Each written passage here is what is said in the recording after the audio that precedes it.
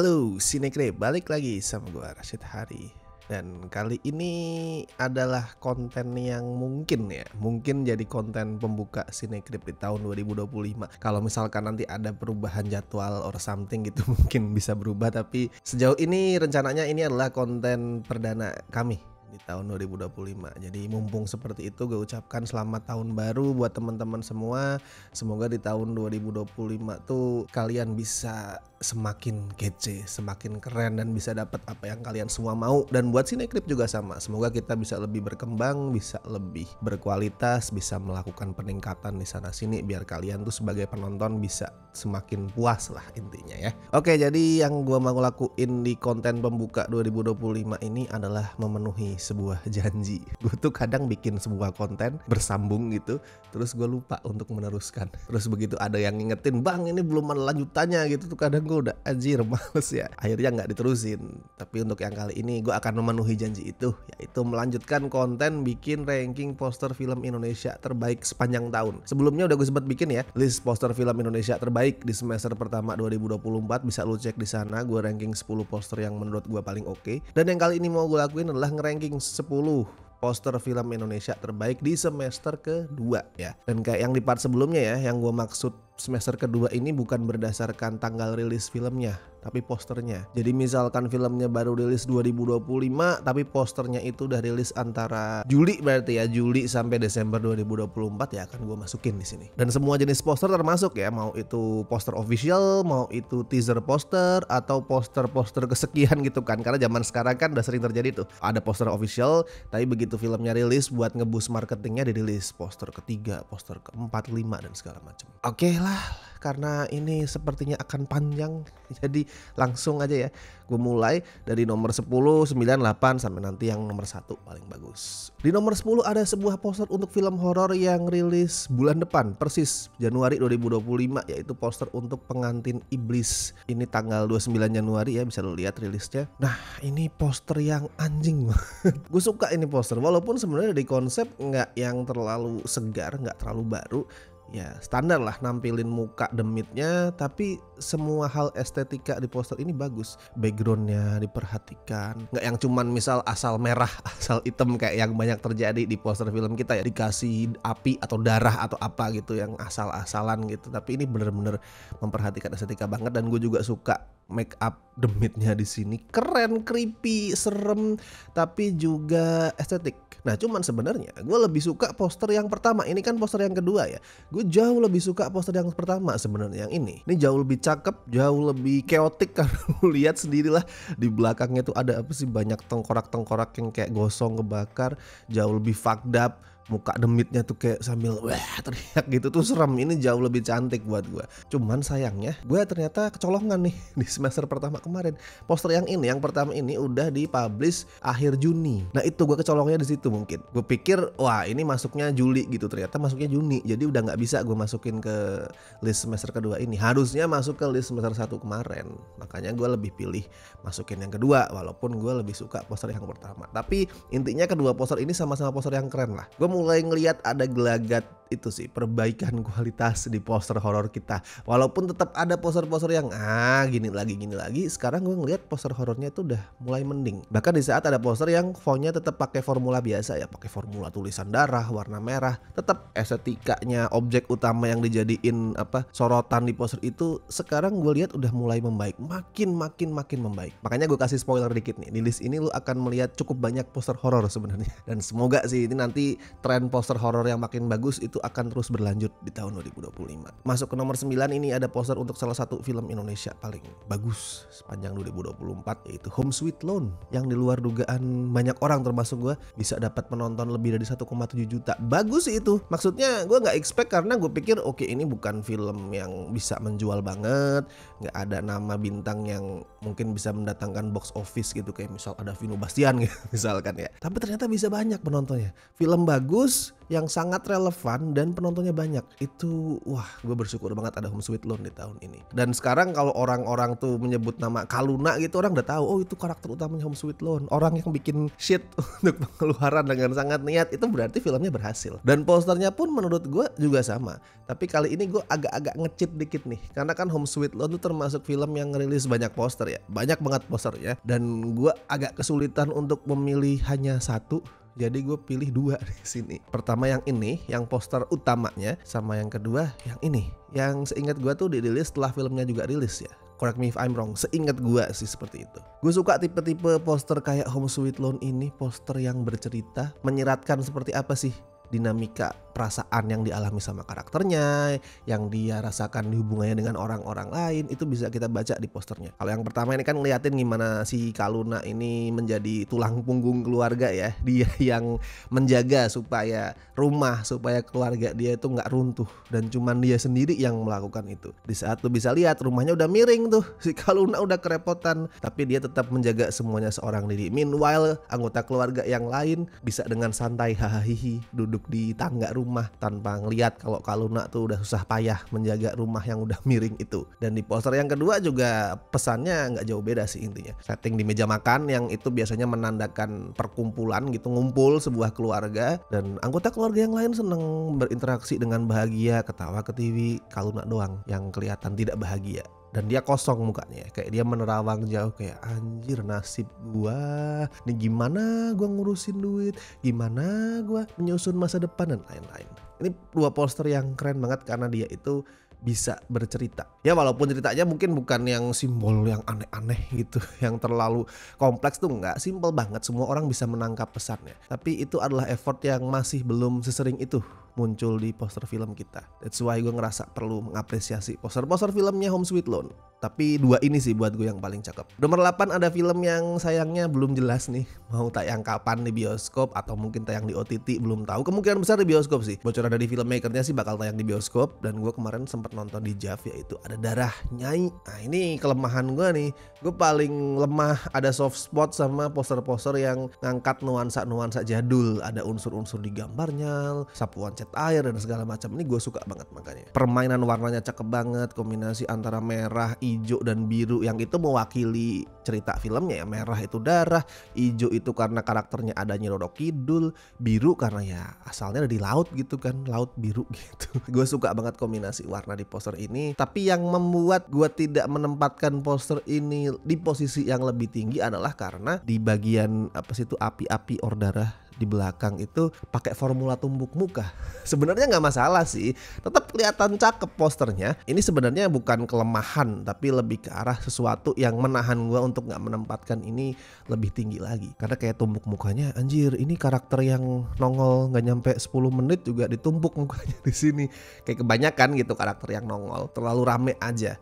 Tapi overall ini poster yang keren. Di nomor 7 ini ada film yang langsung tayang di Netflix, yaitu filmnya Timo Cahyanto, The Shadows Trace. Tapi yang gue ambil ini adalah teaser posternya ya. Ini jauh lebih bagus daripada official posternya yang aduh, sorry to say, kayak asal numpuk muka gitu, terus ada apa ledakan-ledakannya klise banget. Kalau gue ngelihat poster officialnya, tanpa gue tahu ini filmnya Timo Cahyanto misal, gue akan berpikiran negatif dulu, kayak waduh, kayak tipe film-film action straight to DVD yang cuman dar-der-dor membosankan gitu. Nah, teaser posternya ini yang lebih mewakili filmnya buat gue, karena lu lihat sendirilah, brutal di tengah salju, ada kepala copot di situ, simple banget, tapi sangat cantik, brutal, dan jauh lebih mewakili filmnya itu sendiri. Nah terus nomor 6 nih, ada salah satu kejutan terbesar sepanjang 2024, yaitu poster untuk Racun Sangga. Anjir, mengejutkan sekali men. Rizal Mantovani akhirnya bikin horor yang bagus. Kayaknya ini horor terbaiknya Rizal sejak dulu banget tuh, sejak Jalangkung mungkin. Dan gue bukan termasuk orang yang ngefans banget sama kuntilanaknya Julie Estelle ya. Setelah gue tonton lagi gue ngerasa wow, kok jelek. Kalau yang Jalangkung masih tetap bagus. Nah ini kayak film terbaiknya dia sejak Jalangkung lah. Dan dari poster udah kelihatan kalau wah ini beda nih. daripada poster-poster film dia. Kebanyakan yang biasanya nampilin demit-nya dengan jelas, ini nggak ada demit sama sekali. Simple banget, tapi justru karena kesimpulan itulah ada nuansa yang creepy. Ini sebenarnya konsepnya nggak baru-baru amat ya. Numpuk muka karakternya dengan apa sih itu blok hitam tuh sebenarnya bukan konsep yang baru. Ini poster ngingetin gua ke posternya Noroi, which is itu salah satu film horor Jepang paling serem sepanjang masa buat gua. Nah ini ngingetin ke sana, tapi nggak masalah, bukan ngejiplak ini, tapi kayak ya gua udah pernah lihat poster yang seperti ini, tapi bukan berarti itu menurunkan tingkat kengeriannya. Kayak ngelihat poster ini tuh gua ngerasa ada sesuatu yang super ngeri terjadi ke si pasutri ini sampai mereka itu harus disembunyiin identitasnya. Dan yang brilian juga nih ya, sentuhan yang brilian. Lu bisa aja pakai foto pasutri itu yang ya udah biasa aja gitu. Foto mereka dengan baju casual terus ditutup mukanya, dimerah-merahin, lu bisa melakukan itu. Tapi di sini yang dipilih adalah foto mereka pada saat lagi nikah pakai baju pengantin. Yang itu nambah unsur estetika posternya. Coba deh lu bayangin kalau misalkan poster ini cuman ya suami istri dengan baju gini kaos atau kemeja biasa, ya mungkin akan tetap creepy tapi nggak akan terkesan secakep ini. Ini karena pakai aksesoris baju manten gitu jadi kelihatan lebih cantik. Lanjut ke nomor 5, ini juga ada film yang gue nggak tahu kapan tayangnya di bioskop, tapi ini adalah salah satu film Indonesia paling keren tahun lalu. Gue nonton juga di JAV dan sempat masuk beberapa kategori FFI kemarin ya, dapat nominasi, yaitu ada poster untuk Crocodile Tears. Gue nggak perlu panjang lebar ngomong soal detail di poster ini ya. Yusuf Mahardika tiduran meluk buaya raksasa, atau di sini sebenarnya patung ya, patung buaya raksasa. That's it. Itu imageries yang gua nggak pernah bayangkan sebelumnya. Kalau misalkan nanti udah tayang di bioskop dan somehow semoga agak rame ya untuk ukuran film art house, gue yakin ini pose akan jadi pose yang ikonik, man. I mean come on, ada orang mas-mas tiduran di atas patung buaya, itu udah sesuatu yang aneh, yang nyentrik. Dan begitu lu udah nonton filmnya, lu akan sadar kalau ini poster sangat-sangat mewakili ceritanya. Ini adalah tipe poster yang akan semakin bisa lu apresiasi setelah lu itu nonton filmnya. Jadi buaya di film Crocodile Tears itu kan mewakili trauma sebenarnya. Nah di sini kayak karakternya Yusuf Mahardika memeluk buaya itu seolah-olah dia itu memeluk traumanya. Dia itu merasa nyaman dengan traumanya, tidur di situ tanpa sadar kalau sebenarnya dia tuh harus lepas dari trauma itu. Ya bukan cuma Yusuf Mahardika sebenarnya sih, karakter-karakter di Crocodile Tears tuh semuanya dihantui sama trauma. Itu poin utama filmnya, dan posternya ini bisa mewakili cerita itu dengan sangat-sangat simple. Oke, di nomor 4 balik lagi kita ke film horor, tapi ini film horor yang belum tayang ya, film horor yang masuk ke franchise Marriage Cinematic Universe ya, horor MCU, yaitu Pernikahan Arwah. Ini film yang dibikin sama Paul Agusta ya sebagai sutradara, dan walaupun di poster ini belum ada tulisannya, tapi udah dapat tanggal tayang sebenarnya, yaitu di tanggal 27 Februari. Satu yang harus lu perhatiin pertama adalah ini kan kental sentuhan budaya Chinese ya, di pakaian karakternya, pernak-perniknya. Terus lu lihat judulnya, wah gue awal ngeliat, wih ini apa nih, pakai huruf Cina nih, pernikahan apa nih, ternyata tulisan arwah coy. Pernikahan arwah, lu perhatiin deh, itu bukan huruf Cina, itu adalah tulisan arwah yang dibikin stylish supaya kelihatan kayak huruf Chinese, padahal itu huruf alfabet biasa. Itu cakep, itu unik. Dan yang gak kalah pentingnya, lu melihat teaser poster ini, lu ngelihat ada apa sih, topeng kupu-kupu or something itu yang dipakai sama karakternya. Satu, lu bisa ngerasain vibe dari oh ini film horor, ini serem, creepy. Dan yang kedua, lu akan penasaran. Gue penasaran ngeliat poster ini. Ini ceritanya mau ngomongin soal apa? Kenapa ada kupu-kupu? Pernikahan arwahnya tuh gimana? Nah, teaser poster yang nggak revealing tapi bisa munculin rasa penasaran penonton. Artinya apa? Ini teaser poster berhasil. Sebagai sebuah karya seni dia kelihatan cantik, sebagai sebuah materi promosi buat bahan marketing dia bisa munculin rasa penasaran. Lalu nomor 3 ada satu lagi film horor yang udah gue sama Arya kemarin tonton di JAV, yaitu filmnya Fajar Nugros, Perempuan Pembawa Sial. Ya filmnya nggak jelek, filmnya lumayan solid, cuman kayak gue jadi berekspektasi sesuatu yang beda di saat gue ngeliat poster ini. Gue berekspektasi film itu bakal ngasih porsi yang gede buat si Mas Didi Ninitowo ini, tapi ternyata sangat sedikit. Ya sudahlah, kalau untuk posternya sendiri ini poster yang anjir. This poster is so creepy. Lu perhatikan aja, ini gue kasih kesempatan ya. Lu perhatikan aja, lu lihat langsung ke matanya si Didi Ninitowo ini. Dia tuh stares into our soul. Dan itu bikin gue tuh ngerasa serem, tapi di saat bersamaan gue nggak bisa memalingkan pandangan gue dari situ. Kayak anjir, ini poster menghipnotis banget. Gue nggak ingat kapan terakhir kali ada film Indonesia yang horor Indonesia itu di posternya nampilin karakter antagonisnya, atau yang terkesan serem lebih tepatnya sih, bukan antagonis, karakter yang serem di filmnya, dan itu kelihatan ikonik. Pengabdi Setan mungkin yang terakhir ya, Pengabdi Setan 2 yang komunian, karena yang pertama tuh nggak kelihatan muka ibunya kan, tapi Pengabdi Setan yang kedua kelihatan tuh para minom, dan itu kelihatan creepy, kelihatan ikonik. Tapi buat gue ini masih lebih ikonik, man. Ini keren banget. Oke, lanjut ke nomor 2. Ini sudah bukan film horor. Ini film yang sangat beda banget dibandingkan film-film yang udah gue sebutin tadi. Yaitu ada teaser poster untuk Perkasa Seperti Air, filmnya Joko Anwar. Gue nggak tahu ini statusnya apa ya, teaser poster kah atau apa, announcement poster kah? Tapi bodo amat. Yang penting ini poster film Indonesia. Udah itu cukup. Dan ini masih lama ya tayangnya, tapi tayang 2026, masih 1,5 tahun lagi mungkin. Tapi ini fresh banget. Pertama karena kita masih agak jarang nih sebuah film anak itu udah cukup untuk bikin posternya kelihatan fresh. Dan yang kedua ini munculin penasaran, anjir apa yang terjadi gitu. Kenapa ada apa sih itu capung raksasa? Kenapa ada sumur? Terus kenapa si bocah atau siapa gue nggak tahu nih, orang yang lebih di depan nih tuh kayak berlari seolah-olah dia pengen menghindarkan bocah yang lagi hore itu dari bahaya, dari serangan capung. Gue nggak tahu, itu bener-bener teaser poster yang mancing rasa penasaran banget. Yang ya karena ini filmnya Joko Anwar, ini poster yang langsung munculin teori-teori, anjir. Gue langsung kepikiran banyak teori gitu di kepala gue. Wah ini jangan-jangan superhero nih, jangan-jangan nih atau apa gitu. Banyak banget pemikiran yang muncul di kepala gue. Ini teaser poster yang keren. Dan estetikanya ini somehow ngingetin gue ke buku pelajaran SD 90-an. Gue nggak tahu, vibe-nya tuh mirip banget ke sana gitu. Mungkin dari pemilihan warnanya juga hijau kuning, itu sangat-sangat buku pelajaran SD jadul gitu. Dan BTW gue tetap harus kasih shout out ya ke poster-poster film yang lain yang juga diumumin sama KMNC kemarin tuh, semuanya bagus banget. Dari Pengepungan Bukit Duri, terus ada Ghost in the Shell, sama Legenda Kelam Malin Kundang ini juga keren banget. Hampir gue masukin yang ini, tapi gue ngerasa Perkasa itu genrenya lebih unik gitu daripada Legenda Malin Kundang, jadi gue milih Perkasa. Tapi Legenda Malin Kundang ini keren banget posternya. Semuanya adalah poster yang digambar pakai tangan. Nah tuh, di era dimana industri hiburan kita, pemerintah kita, orang-orang kita itu jadi enabler untuk AI. Di sini Joko Anwar dan KMNC masih menggunakan skill para seniman lokal, dan kelihatan banget nih digambar nih, keren banget. Bahkan saking kerennya ya, di Nightmares and Daydreams kemarin orang-orang ngira posternya AI. Padahal itu poster gambaran tangan ya, atau gambaran digital gini ya, tapi intinya itu poster yang dibikin sama manusia. Saking kerennya dipikir AI.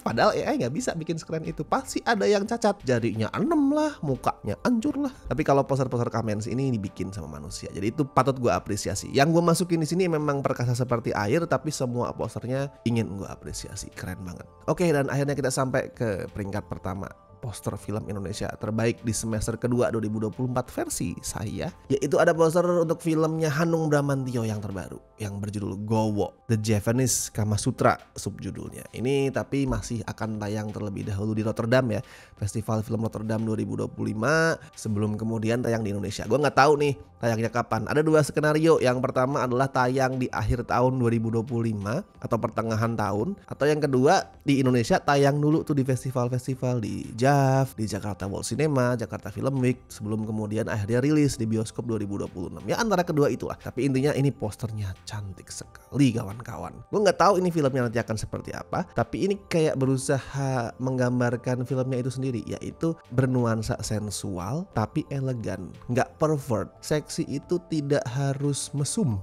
dan tidak harus pervert. Dan posternya membuktikan itu. Kenapa gue nempatin ini di nomor 1 ya, karena selain cantik, ini juga kayak ngasih sebuah statement gitu. Lihat loh, ini poster film Indonesia yang berani, yang seksi tapi tidak murahan. Lu perhatikan semua estetikanya deh. Bahkan sampai ruang kosongnya itu dikasih ornamen-ornamen adat tradisional yang kelihatan cantik. Gak cuma coklat gitu aja terus kosong, enggak. Tapi ini bener-bener cantik banget. Detailnya keren, pilihan warnanya bagus. Ini poster yang menunjukkan kalau ini loh karya seni. Mungkin kelihatan seksi ya karena lu ngeliat di sini ada cewek backless gitu, kelihatan punggungnya. Tapi di saat lu bukan orang mesum melihat karya seni seperti ini, respon yang muncul bukan yang wah anjir seksi, bukan, tapi kayak oh yeah, cantik banget. Oke, itu tadi adalah 10 poster yang buat gue adalah masuk kategori terbaik di semester kedua 2024 di film-film Indonesia. Silakan kalau lu punya versi lu sendiri, lu tulisin di kolom komentar, atau ada poster yang gue lewatin yang gue nggak tahu udah rilis, silakan. Mungkin ada poster film-film indie gitu atau film-film art, film-film kecil yang karena memang ya bukan film dari PH gede jadi gue kelewatan, nggak tahu kalau itu udah rilis.